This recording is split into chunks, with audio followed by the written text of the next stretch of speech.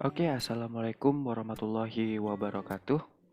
Selamat datang pada materi pembelajaran hari ini untuk kelas 7 mata pelajaran ilmu pengetahuan alam ya. Nah, baiklah, untuk pertemuan kali ini kita akan mempelajari mengenai objek IPA dan pengamatannya. Materi ini ada di bab pertama ya. Untuk referensi bukunya saya menggunakan buku Ilmu Pengetahuan Alam terbitan dari Kementerian Pendidikan dan Kebudayaan, edisi revisi 2017 untuk semester 1 ya, SMP kelas 7.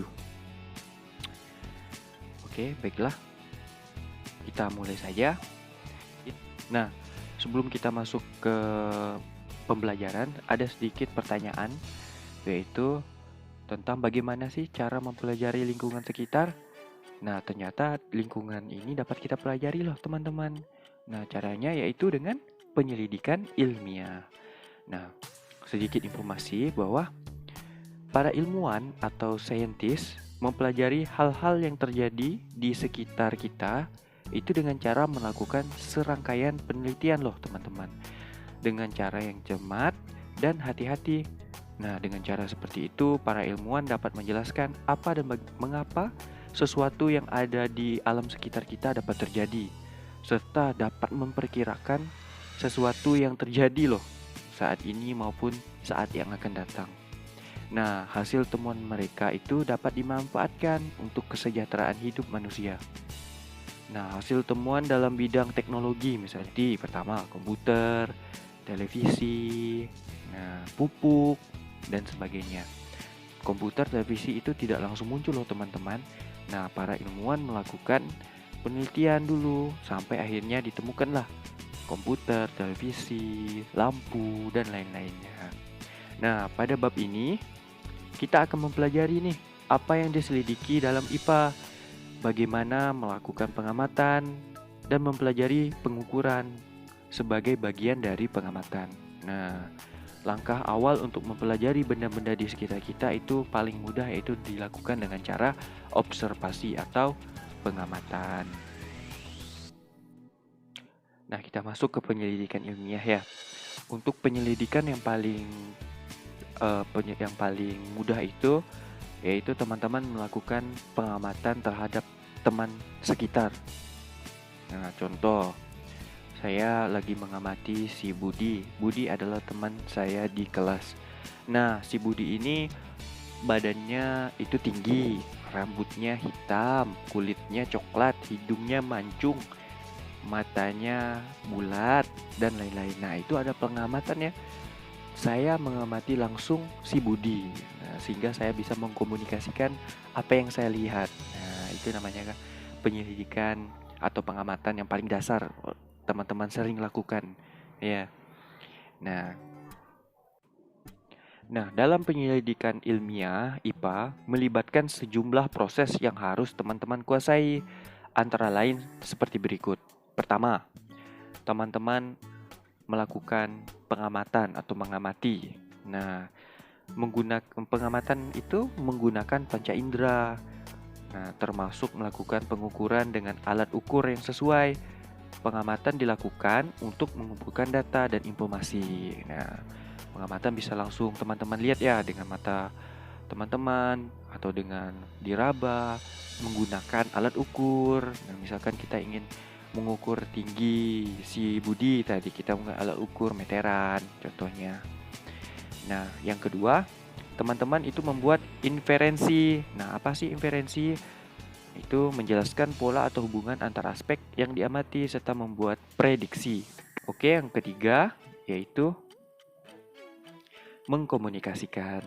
Nah, setelah teman-teman melakukan pengamatan dan membuat inferensi, nah teman-teman itu mengkomunikasikan hasilnya. Nah, untuk mengkomunikasikannya, teman-teman bisa dengan cara lisan, berbicara langsung nih. Ini, atau dengan cara tulisan, dengan teman-teman tulis di kertas, membuktikan membuat hasil dari pengamatan teman-teman. Nah, biasanya hasil ini bisa berupa tabel, disajikan berupa tabel datanya ya, grafik, bagan, maupun gambar yang sesuai. Nah, next. Nah, ini ada pertanyaan nih. Bagaimana sih BMKG mengetahui besar kekuatan gempa bumi? Nah, teman-teman tahu BMKG. BMKG itu merupakan Badan Meteorologi, Klimatologi, dan Geofisika atau disingkat dengan BMKG ya. Kalau misalnya ada gempa bumi, nah yang paling cepat memberikan informasi di televisi atau media massa lainnya itu adalah BMKG. Nah, di sini ada pertanyaan nih, bagaimana BMKG mengetahui besar kekuatan gempa bumi? Nah, dari BMKG itu pertama, mereka melakukan pengamatan.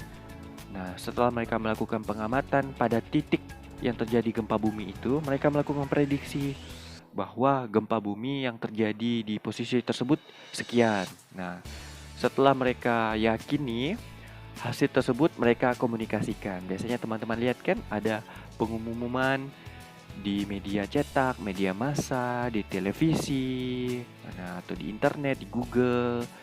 Nah, seperti itu. Nah, bagi seorang peneliti harus memiliki sikap nih. Nah, sikap apa sih?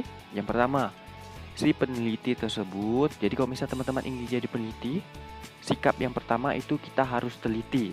Nah, kita harus teliti dalam melakukan penelitian. Yang kedua harus sabar, tidak boleh gopoh. Yang ketiga memiliki rasa ingin tahu yang tinggi. Nah, yang keempat bersifat objektif.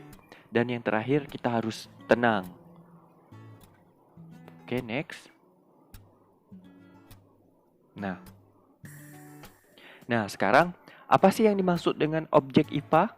Nah, objek IPA adalah seluruh benda di alam dengan segala interaksinya untuk dipelajari pola-pola keteraturannya. Teman-teman ketahui bahwa pada saat ini penyelidikan tentang alam telah menghasilkan kumpulan pengetahuan yang demikian kompleks loh. Nah, untuk mempermudah pengetahuan tersebut digolongkan menjadi 4. Nah, yang pertama yaitu kimia. Jadi nanti teman-teman di IPA ini kelas 7, 8, 9 nanti akan ketemu dengan materi yang pertama kimia. Kimia itu meliputi penyelidikan tentang penyusun dan perubahan zat. Nah, kemudian teman-teman akan ketemu yang namanya biologi. Biologi itu mempelajari tentang sistem kehidupan mulai dari ukuran, renik sampai dengan lingkungan yang sangat luas. Nah, kemudian yang ketiga itu ilmu bumi dan antariksa. Nah, ini mempelajari asal mula bumi, perkembangan dan keadaan saat ini, bintang-bintang yang ada di langit, planet-planet, dan berbagai benda langit lainnya. Nah, yang keempat itu fisika. Nah, fisika mempelajari tentang aspek mendasar alam, misalnya materi, energi, gaya, gerak, panas, cahaya, dan berbagai gejala alam fisik lainnya. Oke, berikutnya. Oke, sekarang kita masuk bagi salah satu bagian dari pengamatan, yaitu pengukuran. Nah, apa sih yang dimaksud dengan mengukur, teman-teman? Nah, bagaimana pengukuran masuk sebagai bagian dari pengamatan? Nah, jadi mengukur itu atau pengukuran adalah kegiatan membandingkan suatu besaran yang diukur dengan besaran sejenis yang dipakai sebagai satuan. Misalkan teman-teman ingin mengukur panjang dari buku. Nah, teman-teman ambil penggaris. Nah, buku itu kan teman-teman bandingkan tuh, dekatkan dengan penggaris. Penggaris kan memiliki satuan kan teman-teman, yaitu cm dari 1 sampai 30. Nah, proses inilah yang disebut dengan pengukuran. Nah, contoh yang lain yaitu teman ingin mengukur meja dengan menggunakan jengkal. Nah, terus teman-teman ukur nih pakai jengkal tangan teman-teman. Nah, sehingga didapatkanlah ternyata panjangnya 7 jengkal. Nah, mengukur merupakan kegiatan penting dalam kehidupan dan kegiatan utama di dalam IPA nih, dalam pelajaran IPA kita. Nih contoh, kamu hendak mendeskripsikan suatu benda, misalkan mendeskripsikan dirimu sendiri. Nah, kemungkinan besar kan yang akan kamu sebutkan Selain nama, kamu akan menyertakan nih tinggi badan saya, umur, massa tubuh, dan lain-lainnya. Nah, untuk tinggi badan, umur, dan massa tubuh merupakan sesuatu yang dapat diukur. Betul tidak? Nah, kan tinggi badan saya ukur dengan meteran. Umur, nah, saya ukur nih dari tahun saya pertama lahir sampai sekarang. Massa, saya ukur dengan timbangan. Nah, segala sesuatu yang dapat diukur tersebut disebutlah dengan besaran. Nah, seperti yang telah kita lakukan, mengukur merupakan kegiatan membandingkan suatu besaran yang diukur dengan besaran sejenis yang dipakai sebagai satuan. Nah, contohnya sudah saya jelaskan sebelumnya ya. Sedikit ada contoh nih. Misalnya ada 2 atau 3 teman-teman melakukan pengukuran panjang meja yang sama, meja di sekolah nih. Si A mengukur panjang meja menggunakan jengkal sehingga mendapatkan panjangnya 6 jengkal.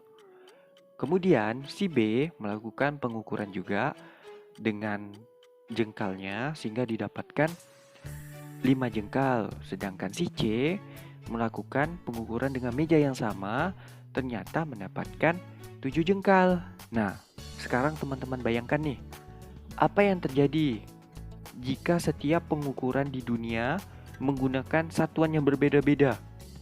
Misalkan jengkal tadi. Si A 5 jengkal, si B 4 jengkal, si C 7 jengkal. Nah, ketika kita nih misalkan ingin memesan baju.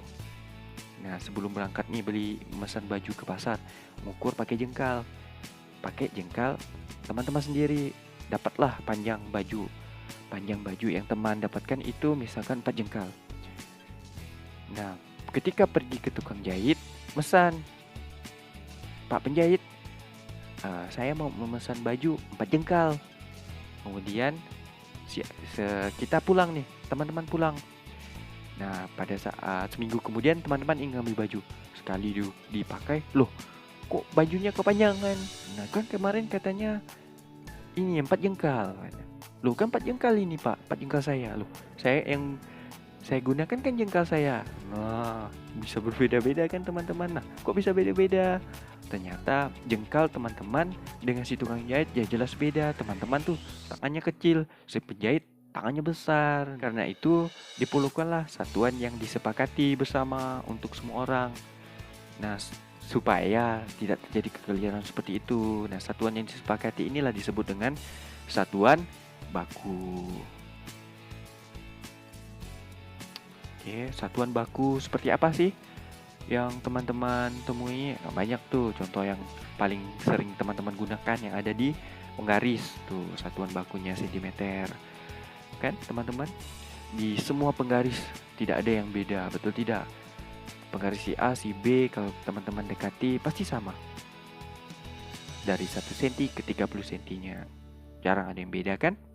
Nah, sekedar informasi lagi nih, mungkin kamu pernah mendengar kan yang tadi satuan cm, kilogram, dan detik. Nah, satuan-satuan tersebut adalah contoh satuan baku dalam sistem internasional atau SI yang dipakai di seluruh dunia. Nah, setelah tahun 1700, sekelompok ilmuwan menggunakan sistem ukuran yang dikenal dengan nama sistem metrik. Nah, pada tahun 1960, sistem metrik dipergunakan dan diresmikan sebagai sistem internasional. Nah, penamaan ini berasal dari bahasa Prancis. Dalam satuan SI atau satuan internasional, setiap jenis ukuran memiliki satuan dasar. Contohnya, panjang memiliki satuan dasar meter. Untuk hasil pengukuran yang lebih besar atau lebih kecil dari meter dapat digunakan turunan-turunannya. Nah, contoh meter ya, lebih kecilnya ya sentimeter, lebih besarnya kilometer. Apa sih yang dimaksud dengan besaran? Nah, besaran itu segala sesuatu yang dapat diukur. Nah, ciri-ciri besaran dalam fisika. Yang pertama, dapat diukur. Kedua, memiliki satuan. Ketiga, dinyatakan dengan angka. Oke. Besaran-besaran dalam IPA apa saja sih? Nah, yang pertama itu adalah besaran pokok, kemudian besaran turunan, besaran vektor, dan besaran skalar. Nah, yang pertama kita bahas itu besaran pokok dulu ya. Nah, untuk besaran pokok, yang pertama itu adalah panjang. Nah, panjang yang ada di sisi kiri itu ya, yang ada 30 cm. Dalam IPA, panjang menyatakan jarak antar dua titik. Misalnya panjang papan tulis adalah jarak antara titik pada ujung-ujung papan tulis. Nah, kemudian ada panjang bayi yang baru lahirkan dari ujung kaki sampai ke kepala bayi. Panjang menggunakan satuan dasar SI meter. Satuan internasionalnya tuh meter. Nah, alat ukur apa sih yang digunakan untuk mengukur panjang? Itu ada meteran, ada meteran gulung, mistar, jangka sorong, mikrometer skrup. Banyak tuh teman-teman. Oke, yang berikutnya itu adalah massa, timbangan ya. Massa. Setiap benda tersusun dari materi. Jumlah materi yang terkandung dalam suatu benda disebut dengan massa benda. Nah, dalam satuan internasional, massa diukur dalam satuan kilogram. Contoh, massa tubuh saya 50 kg, massa tubuh teman-teman 30 kg. Nah, dalam kehidupan sehari-hari, orang menggunakan istilah berat untuk massa. Nah, jangan teman-teman terkecoh ya. Dalam kehidupan sehari-hari, massa itu disebut dengan berat. Untuk massa, itu alat ukurnya banyak. Ada timbangan, ada neraca Ohaus, neraca lengan, neraca digital. Nah, kemudian besaran pokok yang ketiga itu adalah waktu. Waktu adalah selang antara dua kejadian atau dua peristiwa. Misalnya, waktu hidup seseorang dimulai sejak ia dilahirkan hingga ia meninggal. Kemudian, waktu perjalanan diukur sejak mulai kita bergerak sampai kita berhenti bergerak atau akhir bergerak atau berhenti. Nah, waktu dapat diukur dengan menggunakan jam tangan, stopwatch. Dalam pokok berikutnya ada suhu tubuh. Ya, biasanya teman-teman ukur suhu tubuh dan lain-lainnya. Ada alat ukurnya yaitu seperti termometer. Nah, termometer tuh ada yang digital juga ya teman-teman. Yang sekarang yang lagi di kondisi sekarang tuh ada yang termometer tembak. Kemudian ada intensitas cahaya. Nah, yang kemudian jumlah zat. Nah, dan kuat arus. Nah, ini adalah besaran-besaran pokok yang akan teman-teman temui. Nah, ini tabelnya ya, bisa dilihat di sini sudah seperti yang saya jelaskan sebelumnya. Nah, oke. Oke, saya kira untuk pertemuan ini cukup sekian yang bisa saya sampaikan.